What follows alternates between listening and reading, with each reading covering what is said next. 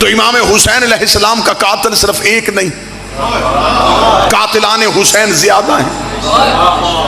जिस दौर में हुसैन अलैहिस्सलाम ने नहीं कहा, यह दौर कौन सा था? रसूल को दुनिया से गए अभी 50 साल पूरे नहीं हुए, अभी 50 साल नहीं हुए नबी को दुनिया से गए, और यजीद जैसा शराबी तख्त में बैठ गया। अब मैं नाम नहीं लूंगा, निशानी बताने लगा। अब भी वो लोग जिंदा थे जिन्होंने नबी की पुश्त पे हुसैन देखा था।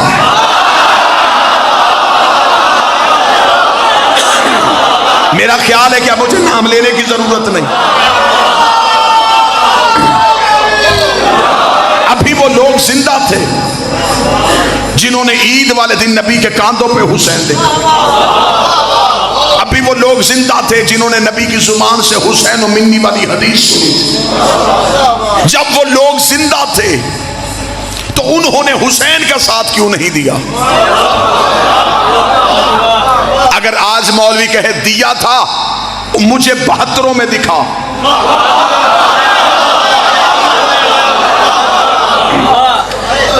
अगर वो 72 में नहीं तो इसका मतलब वो लाखों में है।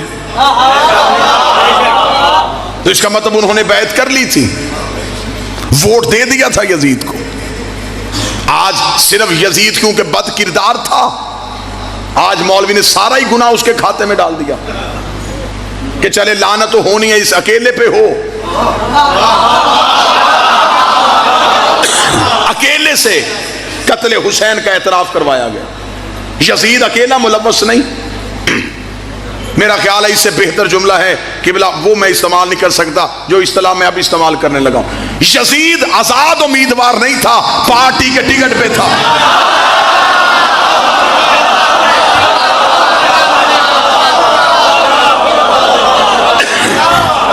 आप हमें बताएं कि यजीद की पार्टी कौन सी थी? आज जो भी उठता है वो कहता जी मैं भी तो शीयों के साथ हूं, हुसैन सही थे, यजीद गलत था। हमने सिर्फ तुमसे अकेला हुसैन सही नहीं कहलवाना, मजबूरी बन गई है ना कि अब अगर हुसैन का साथ नहीं देंगे तो फिर यजीद को मानना पड़ेगा। लिहाजा हुसैन की मोहब्बत में हुसैन के लिए नहीं आए, यजीद से बचने के लिए हुसैन के पीछे आ गए। कि हम भी कहते हैं कि हम हुसैन के साथ हैं, हुसैन सही कहने के लिए कई गलत कहने पड़ते हैं। सिर्फ हुसैन सही नहीं, हुसैन का सारा निजाम सही, और सिर्फ यजीद गलत नहीं, यजीद का सारा निजाम गलत। उस दौर के मुसलमानों ने हुसैन का साथ क्यों नहीं दिया? यह भी नहीं हुआ कि इमाम हुसैन अचानक कत्ल हो गए हों। 26 रजब को इनकार बैयत, 28 रजब को मदीना से रवानगी।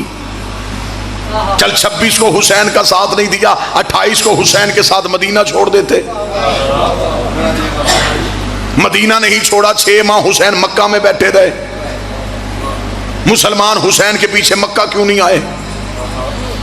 आप अगर कहें कि उन्हें खबर ही नहीं थी कि हुसैन मक्का में बैठे हैं, तो मेरे मौला ने तो हिकमत अमली ऐसी तरतीब दी थी। हुसैन ने तो ऐन हज के मौके पे मक्का छोड़ा।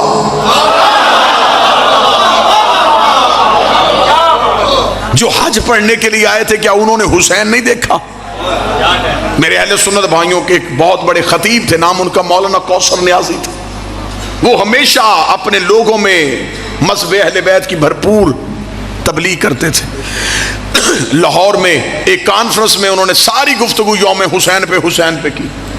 बाद में कुछ मौलवियों ने घेर लिया। एक मौलवी ने बड़ी सख्ती के साथ मौलाना कौसर नियाजी को कहा, उसने कहा मौलाना कौसर नियाजी तू भी हिस्ट्री पढ़ता है, मेरी समझ में ये बात नहीं आती, जब उस दौर के सारे मुसलमानों ने यजीद की बैयत कर ली थी तो हुसैन ने क्यों नहीं की? मौलाना कौसर नियाजी के चेहरे की रंगत बदल गई। उसने कहा जब हुसैन ने नहीं की, सब ने क्यों की?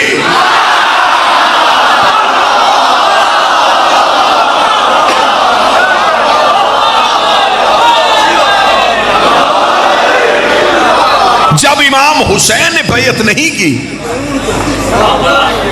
सब ने क्यों की?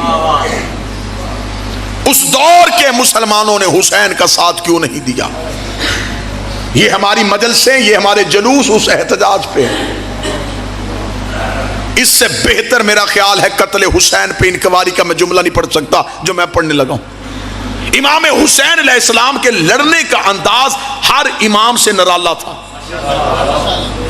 यही वजह है कि करबला ने पूरा इस्लाम जिंदा कर दिया।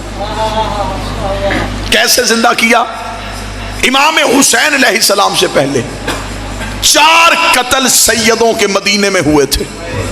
मैं फजाइल पढ़ रहा हूं और चारों के कातिल छुप गए थे। आज तक 4 कत्ल अभी तक जाहिर नहीं हुए, अंधे कत्ल हो गए। रसूल हुजरे में जहर मिली, आज तक कातिल का किसी को नहीं पता। आप मुझे बताएं, किसी ने पढ़ा कत्ले रसूल? कातिल छुप गया। आबादी थी मदीना, मुसलमानों का भरा हुआ शहर था, कातिल छुप गया। बतूल का कत्ल घर में हुआ, मैं फजाइल पढ़ रहा हूं। कातिल छुप गया, किसी को नहीं पता कौन लोग आए थे, किन्होंने दरवाजा जलाया था, कातिल छुप गया। अमीर अल मोमिनीन को एक बदमाश के जरिए मस्जिद में जरब लगवाई गई। तलवार किसने दी? जहर कहां से खरीदा गया? भेजा किसने था? लालच किया था, कातिल छुप गया। इमाम हसन को ज़ौजा के जरिए जहर दिलवाई गई। जहर कहां से आई? घर तक कैसे पहुंची? पीछे ताकत कौन सी थी? कातिल छुप गया। आज तक मुसलमानों की आंखों पे स्याह पट्टी बंधी है। वो 4 कत्ल खोलने के लिए तैयार ही नहीं, चारों के कातिल छुप गए। इससे बेहतर जुमला मेरे पास नहीं है और मुझे खबर है कि मैं किस दौर में तकरीर कर रहा हूं। मैं फिर भी पूरी जुर्रत के साथ ये जुमला देने लगा। ये था हुसैन के लड़ने का तरीका। हुसैन चारों के कातिल घेर के करबला ले आए।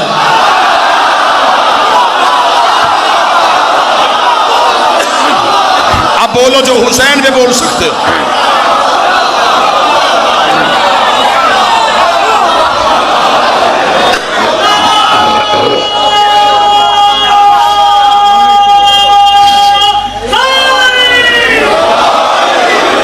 चारों के कातिल घिर गए। हुसैन करबला ले आए। ये सिर्फ हुसैन के कातिल नहीं थे, इनमें 4 हस्तियों के कातिल मौजूद थे। और क्या कहने हुसैन तेरे लड़ने के अंदाज के। हुसैन ने जंग किसी भी शहर में नहीं की। हुसैन ने हथेली जैसा सहरा खरीदा, अपने पैसों से खरीदा, जिसमें ना कोई बूटी, ना कोई झाड़ी, ना कोई घास, ना कोई दरख्त। हुसैन ने एक भी कातिल झाड़ी के पीछे भी छुपने नहीं दिया।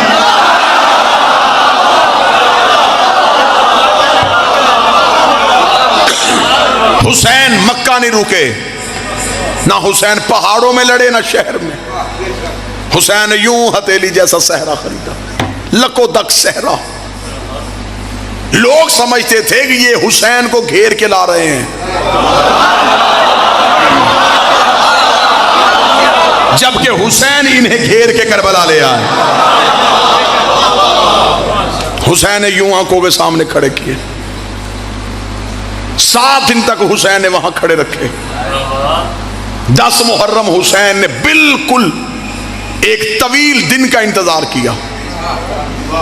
हुसैन ने यूं सामने खड़े किया। हुसैन ने कहा अब न तुम्हें भागने दूंगा न छुपने दूंगा, अब ये खड़ा हूं मैं तुम्हारे सामने। तुमने इस्लाम का निकाब उड़ाया हुआ था, तुम सूरह मुनाफिकून की अमली तफसीर थे। तुम्हें कुरान मना करता रहा और तुमने नबी की महफिल नहीं छोड़ी। तुम अली के करीब बैठ के अली से दुश्मनी करते रहे। तुम मस्जिदों में नमाजी के भेस में आके आले मोहम्मद से दुश्मनी करते रहे।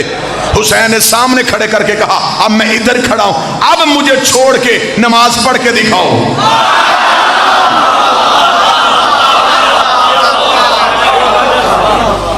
9 लाख में अजान भी थी, नमाज भी थी, ला इलाहा इल्लल्लाह मुहम्मद रसूलुल्लाह का इकरार भी था, लेकिन हुसैन नहीं थे। आज कोई भी उन 9 लाख का इस्लाम मानने को तैयार ही नहीं।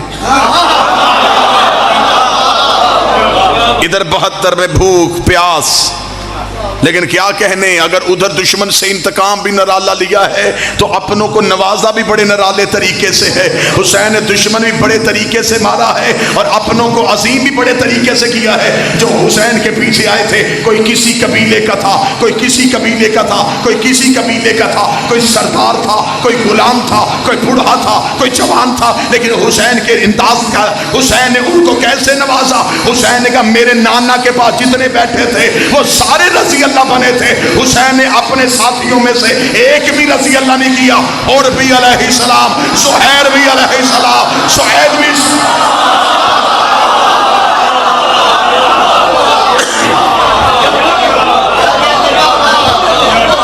आज हमारा उम्मत मुसलमान से सवाल है कि आखिर हमें बताया जाए कि कत्ल हुसैन में कौन कौन से अनासर मुलव्वस थे।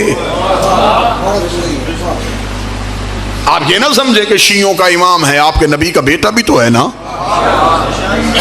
तो फिर कत्ल हुसैन पे तहकीक करो कि आखिर ये बैत जो हुसैन से मांगी गई, क्या ये पहली बार मांगी गई थी? इसका मतलब इससे पहले भी मांगी गई थी। तो जिसने पहले मांगी थी इब्तिदा उसने की थी। बात बंदे किबला कर देते, सब मिंबर पे पढ़ देते हैं कि यजीद फासिक और फाजर था, हुसैन उसकी बैयत कैसे करते?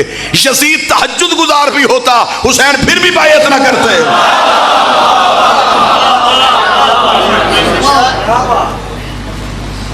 किसी भी जगह पे कोई कत्ल हो, सबसे पहले बंदे पूछते हैं इनकी दुश्मनी क्या थी।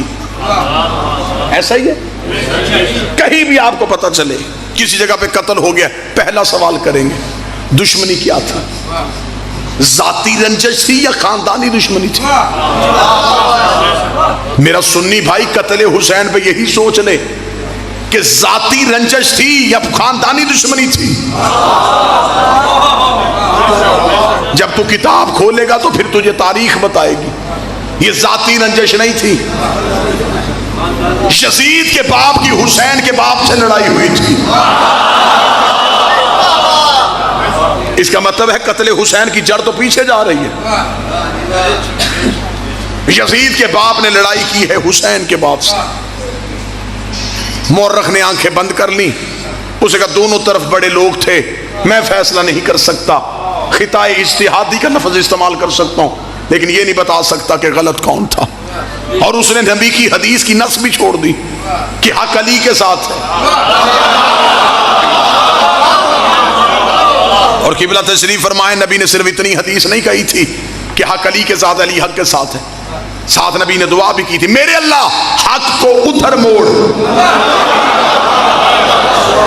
जिधर अली मुड़ जाए, हक को उधर फेर जिधर अली फिर जाए।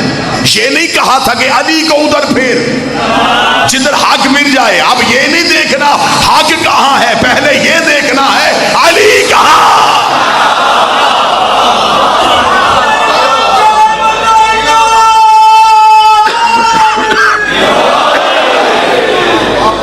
मैंने हिस्ट्री से पूछा कि क्या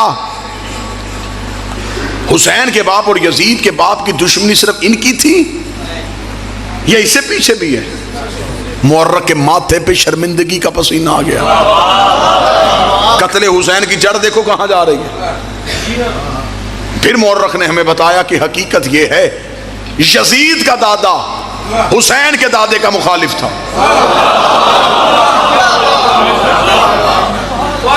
मैंने कहा मैं हिस्ट्री का तालिब इल्म हूं, मैंने अपनी कौम के सामने खताबत करनी होती है, मुझे इस कत्ल की कोई वजह बताओ। कहीं ना कहीं तो कोई वजह होगी। अगर यजीद के बाप की हुसैन के बाप के साथ दुश्मनी थी, यजीद के दादा की हुसैन के दादा के साथ दुश्मनी थी, कोई ना कोई दुश्मनी की वजह, कोई जागीर, कोई जायदाद, कोई हुकूमत। आखिर यजीद का दादा हुसैन के दादा से क्या चाहता था? इतना कहना था, यह तरीक का कलेजे पे हाथ आ गया। उसे कहा असल वजह यह थी यजीद का दादा मोहम्मद को कत्ल करना चाहता था, हुसैन का दादा नबी को बचाना चाहता था। इसका मतलब है कि कत्ल हुसैन की तहकीक करते करते जब हम पहुंचे तो दादाओं में दुश्मनी थी मोहम्मद और रसूलुल्लाह की वजह से। दोनों के बाप में दुश्मनी थी अली वलीउल्लाह की वजह से।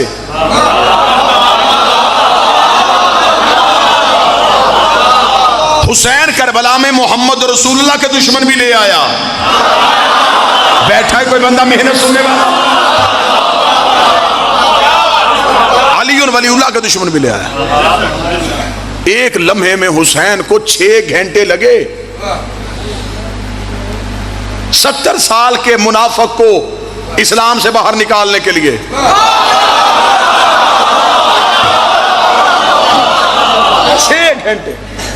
6 घंटे में हुसैन ने यूं पकड़ के इस्लाम से बाहर निकाल दिया। आओ मैं तुम्हें हुसैन की जंग इस अंदाज से सुनाऊं। कितनी देर के बैठे हुए थे। अगर ये वहीं के वहीं बैठे रहते तो आज घर घर में यजीद होना था।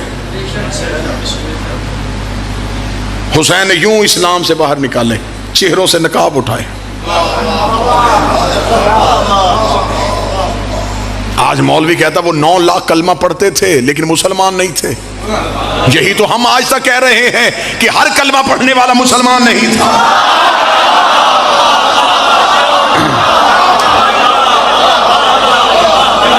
मुसलमान को अकल आई है लेकिन नुकसान के बाद। जब हमने कहा कि नबी की महफिल में हर बंदा मुसलमान नहीं था, लोगों ने हमारे घर जला दिए। हमने कहा अली के पास बैठने वाला हर बंदा सहाबी नहीं था, लोगों ने हमें काफिर कह दिया। हमने कहा कि हसन के सामने आने वाला हर बंदा दीन के साथ मुखलिस नहीं था, लोगों ने हमारी गर्दनें काट दी। जब हुसैन की बारी आई फिर कहने लगे हाँ हम मानते हैं ये नमाजी नहीं थे। अगर पहले दिन उनको पहचानना होता तो फिर जुर्रत ही ना होती। क्या यजीद खुद ही जाके बैठ गया था मिंबर रसूल पे? इसका मतलब है कि इससे पहले कोई बैठा था। यजीद में इतनी जुर्रत कहां से आ गई कि शराबी हो के नबी के मिंबर में बैठे? इसका मतलब है इससे पहले किसी ने जुर्रत की थी। जो ये जुर्रत चलती चलती यजीद में आई।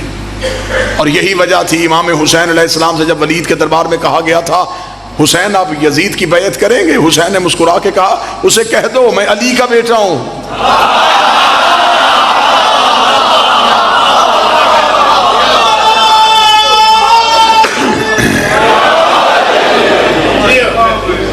आज मुसलमान दहशतगर्द है। आज जो दाढ़ी दीन की अलामत है, ये दहशतगर्द की पहचान। आज मुसलमान परेशान है कि इस्लाम के साथ क्या हो रहा है। तू बता तूने पहले दिन के साथ इस्लाम के साथ किया क्या है? आज परेशान हो गए कि हमारे बच्चों की जिंदगी खतरे में। आज कह रहे हो कि जी ईसाई मुसलमानों को मानने के लिए तैयार नहीं।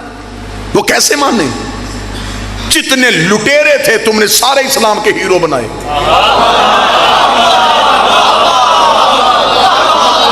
इतना बुग़्ज़, इतनी दुश्मनी अहले बैत के साथ कि बच्चों को तारीख़ इस्लाम पढ़ाई या इस्लामियात पढ़ाई। एक भी जगह पे खानदान रसूल का तज़किरा नहीं। आप खामोश रहें या बोले लेकिन ये हकाइक है। जो बच्चों को तारीख़ इस्लाम पढ़ाई गई उसमें कहाँ ही किसी इमाम की हिस्ट्री पढ़ी गई। सुल्तान महमूद गजनवी कौन था जी? इस्लाम का हीरो था। क्या किया था इसने? इसने सोमनाथ का बुत तोड़ा था। वजह क्यों नहीं बताते? उसके अंदर सोना था।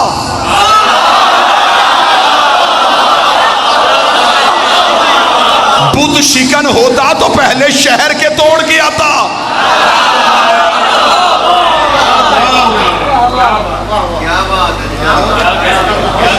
कौन इस्लाम का हीरो जी? मोहम्मद बिन कासिम। क्या किया इसे जी? सिंध में एक औरत ने खत लिखा था तो ये वहां से आ गया उसकी मदद करने के लिए। और जहां हुक्मरान था वहां सैयद दीवारों में चुन रहा था। घर में जुल्म करने वाला यहां पे इस्लाम की मदद के लिए नहीं सैयदों के ताकुब में आया था। हज्जाज बिन यूसुफ से ज्यादा मलाउन इंसान कौन? यही वजह है कि आज ईसाई बादशाहों के किरदार को इस्लाम समझता है। बादशाहों का किरदार इस्लाम नहीं, 14 का किरदार इस्लाम है। जिन्होंने खोपड़ियों के मीनार बनाए, जिन्होंने इंसानी लहू के गारे से दीवारें खड़ी की, ये लोग इस्लाम के हीरो कब से बन गए? यही वजह है कि आज मुसलमान दहशतगर्द बन गया, इसलिए कि जितना इस्लाम लिया गया वो दरबारों से लिया गया। कसूर इस्लाम का नहीं था। मैं बच्चों को समझाने के लिए एक मिसाल दे देता हूं। जब पहली बार पानी जमीन से बाहर आता है चश्मे की सूरत में, वो पानी इंतहाई आला, लजीज, साफ, शफाफ, क्योंकि वो पहली बार जमीन से बाहर आया। जो ही वो चश्मा नदी में आया, नदियां नालों में आ गई, ये नहरों में आ गई। वो नहरें जंगलों के करीब से गुजरी, जंगलों के पत्ते शामिल हो गए। शहरों के करीब से गुजरी, शहरों की गंदगी शामिल हो गई। मैदानी इलाकों के करीब से गुजरी तो उन इलाकों की मट्टी की रंगत शामिल हो गई। अब जब पानी हम तक पहुंचा तो अब हमें डॉक्टरों ने कहा इसे पहले छान लेना, उबाल लेना, इसमें बीमारियां हैं, इसकी रंगत तब्दील हो गई है, इसमें बदबू आ गई है। तो पानी तो वही था जिसमें सेहत थी।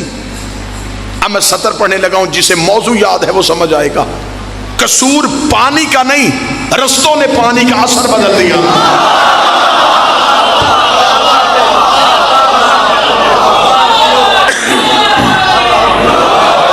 जहां जहां से पानी गुजरता गया, रस्तों ने पानी का असर बदल दिया। जिसे मिसाल समझ में नहीं आई, मैं बात खोल देता हूं। जब इस्लाम मक्का की चोटी से आया, इस्लाम में हया भी, इस्लाम में वफा भी, इस्लाम में इंसानियत भी, इस्लाम में मजहब का एहतराम भी। लेकिन जब ये इस्लाम बादशाहों के दरबारों में आया, इसमें झूठे रावी आ गए, इसमें गंदे मुहद्दिस आ गए, इसमें गलत किरदार वाले बादशाह आ गए। इस्लाम मक्के की वजह से परेशान नहीं हुआ, दरबारों की वजह से परेशान।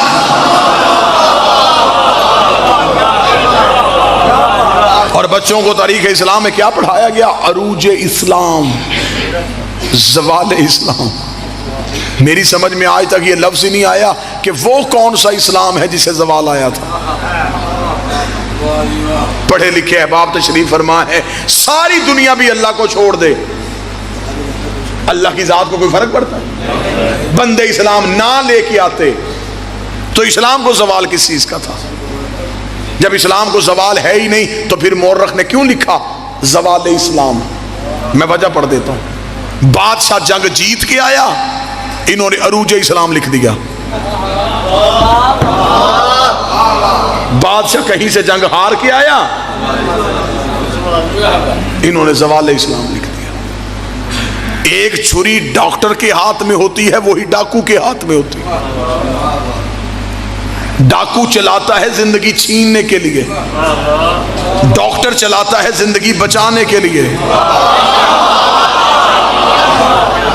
तलवार बादशाह के हाथ में हो तो दहशतगर्दी होती है, इमाम के हाथ में हो तो जिहाद होता है।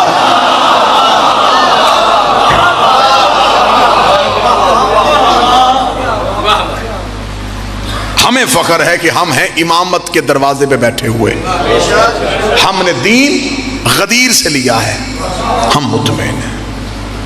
हमें इमाम हुसैन अलैहिस्सलाम की उस कुर्बानी ने ऐसा जिंदा कर दिया है, हम बड़े से बड़े बादशाह के सामने भी नहीं डरेंगे, इसलिए कि ये पैगाम में इंसानियत हमें हुसैन ने दे दिया। क्या कहने मेरे बादशाह तेरी करीमी के, खरीदी हुई जमीन, करबला की जमीन इमाम हुसैन ने खुद खरीदी, खरीद के अपने हर एक नौकर के नाम कर दी। किबला तशरीफ फरमा है, हर एक जर्री पे जाओ नमाज कसर है। करबला हुसैन का हुक्म है पूरी पढ़, क्योंकि तुम मेहमान नहीं अपने घर में है।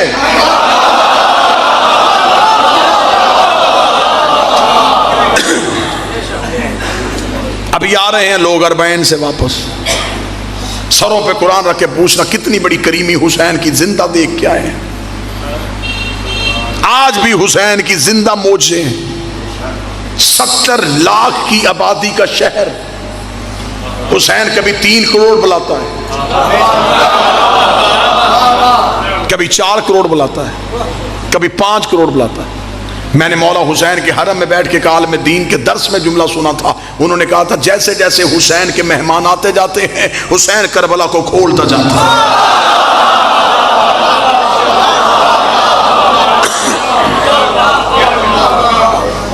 खुदा ने अपने घर में सिर्फ अमीर बुलाए हैं। अल्लाह के घर जाने के लिए मुस्तती होना जरूरी है।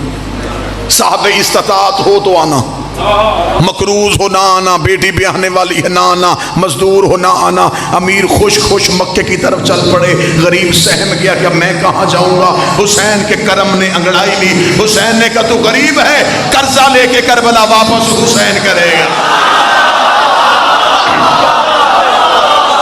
तू कर्जा उठा। बस एक करीमी सुनाओ और सलाम करो। आज तो फिर भी आसानियां हैं, क्या क्या जुल्म नहीं हुआ रोज़ा हुसैन गिराने के लिए। दजला का पानी छोड़ा गया, इमाम हुसैन की कब्र पे हल चलाए गए, किसी तरीके से हुसैन की जियारत खत्म हो जाए। जियारत खत्म नहीं हुई। अब्बासियों का बादशाह आ गया, मलाउन का नाम मतवक्कल था।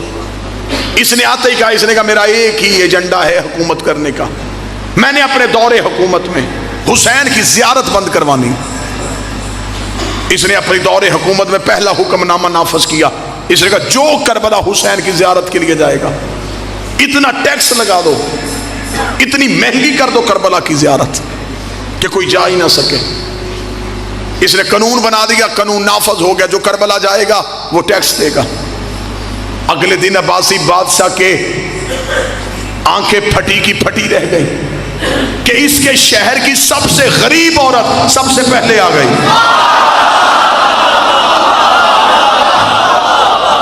अगली सतर पढ़ूं जो अकीदा सुन सकते हो। आई और आंखें, जंजीरें दर हिलाया। जंजीरें दर हिलाने के बाद मतवक्कल के सामने खड़ी हुई। मतवक्कल को देख के कहने लगी, मतवक्कल मैं करबला जाना चाहती हूँ। उसने कहा बुढ़िया तूने मेरा ऐलान नहीं सुना? उसने कहा हाँ मैंने सुना है, जियारत सस्ती हो गई है। मतवक्कल देख कहता मैंने टैक्स लगा दिया है। बुढ़िया देख कहती कितने दिरहम? इसने बताया, उसने चादर की गिरहा खोली, इसके सामने फेंक कर दिया, मैं जाऊं? मतवक्कल दिरहम दे के बुढ़िया का चेहरा देखा था, ये कहां से लेके आई है? मुस्कुरा कर दी, जिसने बुलाया है उसी ने दिए।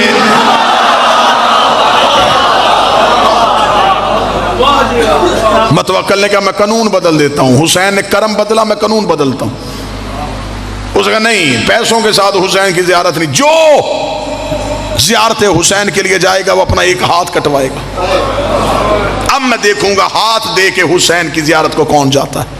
अगले दिन फिर जंजीर दर हिला, दरवाजा खोला, वही बुढ़िया दरवाजे पे खड़ी थी। मतवक्कल ने कहा बुढ़िया कानून बदल गया? मुस्कुरा के दी हाँ मैंने सुना है जियारत मुफ्त हो गई है। उसने कहा पैसे नहीं लिए जाते या बाजू कटवाए जाते हैं। इतना कहना था, बुढ़िया ने अपना बाजू अपने सर पे रखा, रख के कहने लगी मैं ये बाजू देने के लिए आई हूँ। मतवक्कल ने देखा बुढ़िया फिर ये बाजू सर पे क्यों रखा है? मुस्कुरा के फरमाती अब ये हुसैन का हो गया है, और जो चीज हुसैन की हो जाए उसे हम ऊंचाई पे रखते हैं। इसने अच्छा बुढ़िया तू अपना इश्क आजमा, मैं अपना जुल्म आजमाता हूँ। इसने जला से कहा मेरी आंखों के सामने बुढ़िया का हाथ काट। बुढ़िया का एक हाथ कट गया, एक हाथ सीने पे रख के कही अब मैं चली जाऊं करबला। इसने जला से कहा दूसरा हाथ भी काट। बुढ़िया का दूसरा हाथ भी कट गया, लेके कही अब मैं चली जाऊं करबला। इसने अपने जल्लाद से कहा मैं अब देखता हूं ये बुढ़िया करबला कैसे जाती है। इसका एक पांव कट गया, एक पांव पे खड़ी है, और लेके कही अब मैं चली जाऊं करबला। इसका दोनों पांव काट, दोनों हाथ कट गए, दोनों पांव कट गए। इसका बुढ़िया को निशान इबरत बना दो। इसे देख के कोई करबला जाने का सोचे भी ना। जख्मी हुसैन की आशिका को जब सिपाहियों ने उठा के दरबार से बाहर फेंकना चाहा, जमीन पे गिरने से पहले एक घोड़े सवार ने अपने हाथों में दिया, उसने अपने घोड़े पे बिठाया। बुढ़िया मतवक्कल को देख कर तेरा शुक्रिया, पहले चल के जाना था अब वो लेने आ गए।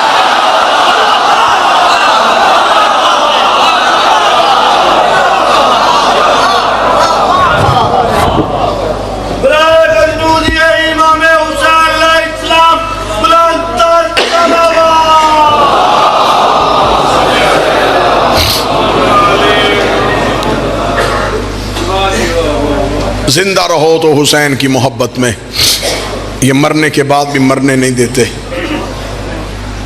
खबर होगी कब्र में जाके कि एक आंसू की कीमत क्या थी। हर नबी ने जन्नत महंगी की, हर नबी ने जन्नत महंगी की। किसी ने कहा 50 नमाजें पढ़ो, किसी ने कहा 3 माह के रोजे रखो, किसी ने कहा हफ्ते वाले दिन का शिकार बंद करो। हर एक नबी शर्तें बढ़ाता गया जन्नत के लिए। वहाद है करबला का करीम जिसने इतनी सस्ती की, इतनी सस्ती की, एक आंसू में बंद करते। और दुनिया का तजारत का असूल है, चीज खरीदो सस्ती, बेचो महंगी। ऐसा ही है, खरीदो सस्ती, बेचो महंगी। हुसैन ऐसा अजीम करीम है, इसने खरीदी महंगी, बेची सस्ती। ये जो खरीदी है ये हुसैन ने सस्ती खरीदी। जन्नत की कीमत हुसैन से देख रही है तो देख, इसने बेटे का जिगर दिया है, इसने जवान भाई के बाजू दिए, इसने यतीम भतीजे की लाश के टुकड़े उठाए, इसने भांजों की लाशें सहरा में छोड़ी। अगर कोई सैयद बैठा हो तो हाय वाजब समझ के करे, इसने बहन की चादर दी है, इसने बेटी के दुर दिए हैं। आज ये आहा, आज ये सिस्कियां, आज ये मातम किस लिए? जंग करबला में खत्म हो जाती तो शायद हम भी इतना ना रोते। लोग हमसे पूछते हैं शिया रोते क्यों, हमसे ये पूछा करो तुम मर क्यों नहीं गए? बदले अली के, अली की बेटियों से लिए गए। अली का बदला अली की बेटियों से। सादात वगैरह सादात से माफी मांग के गुजर गया चेहलम, ऐसे लगता है जैसे कल चांद था और अब गरीब का चेहलम भी गुजर गया। अगले साल वो रोएगा जो रहेगा। कोई मखसूस मुसाहिब तो नहीं पढ़ना चाहिए, मेरे बात कोई पढ़ेगा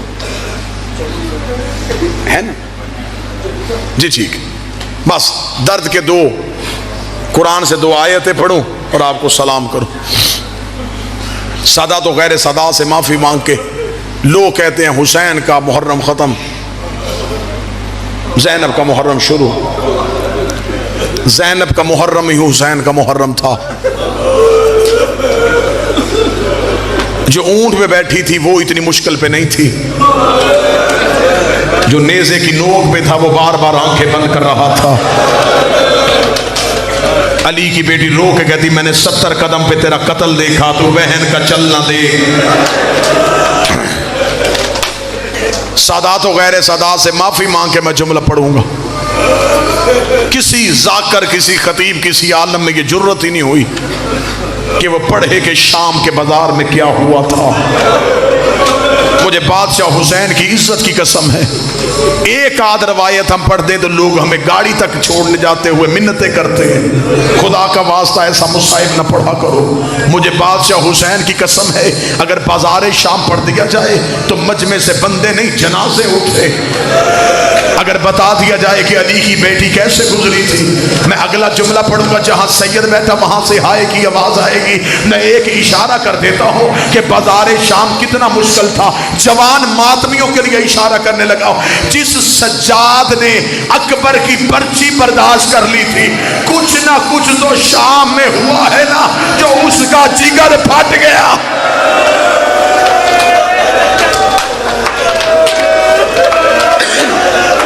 वरना जिसने भाई का गिरना बर्दाश्त कर लिया था चुप करके गुजर जाता शाम के बाजार से। कोई सैयद बैठा तो फिर मुझे जुमला माफ कर देना, मदीने आके के बंदे ने मौला सज्जाद से पूछा था, मौला शाम में सबसे ज्यादा तकलीफ कब हुई? सज्जाद की आंखों में लहू की बारिश शुरू हुई।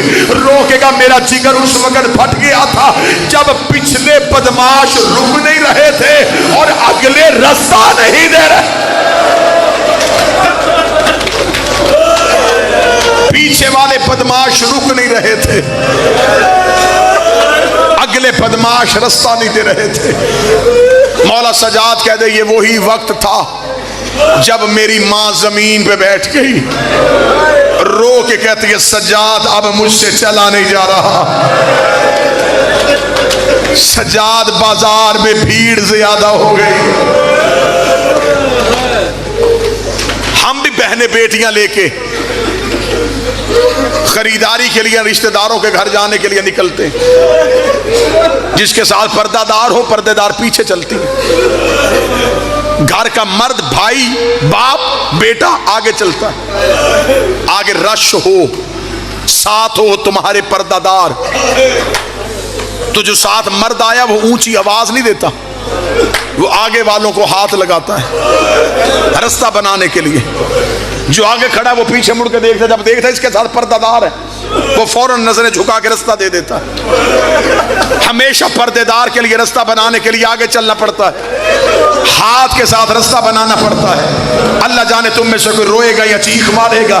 जिसने ज़ैनब का रास्ता बनाना था उसके हाथ बंधे हुए थे, वो हर मोड़ पे रो रो के कह रहा था रास्ता छोड़ो, मेरे साथ मोहम्मद की बेटियां आ रही हैं, रास्ता छोड़ो, मेरे साथ गाजी की मुर्शद ज़ादियां।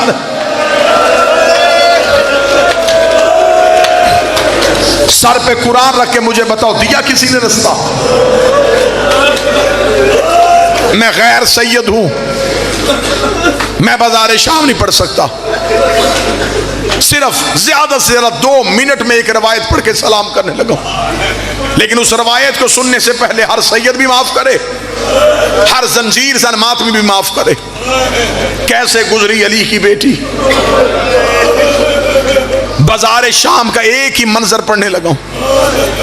किताबें कहती जब अली की बेटी का पहला कदम शाम के बाजार में आया, इस बेगैरत ने 3000 नाचने वाला मर्द बुलाया हुआ था, जिनके हाथों में शराब के जाम थे, जो अली की बेटी के ऊंट के सामने नाच रहे थे। जिस बंदे ने मातम ने किया वो मातम की तैयारी करे। मुझसे पूछो इसने नाचने वाले मर्द क्यों बुलाए हुए थे? इसने पहले नाचने वाली औरतों को बुलाया था। जब वो बाजार शाम में आई, उन्होंने बाजार का माहौल देखा, उन्होंने यजीद को पैगाम भेजा कि हम तेरे कहने पे आ गई थी, लेकिन बाजार का माहौल हमारे खड़े होने के लायक नहीं है, हम अपने अपने घरों को वापस जा रही हैं। तू अली की बेटियों को हमारी गलियों से गुजार। शाम की आवारा औरतें अपने अपने घरों की छतों पे चली गई, और जिसकी माँ का जनाजा आधी रात को उठा था वो कभी इस बाजार कभी उस बाजार रो रो के कहती रही, अब्बास आंखें खोल, मेरी चादर का तू निगरान।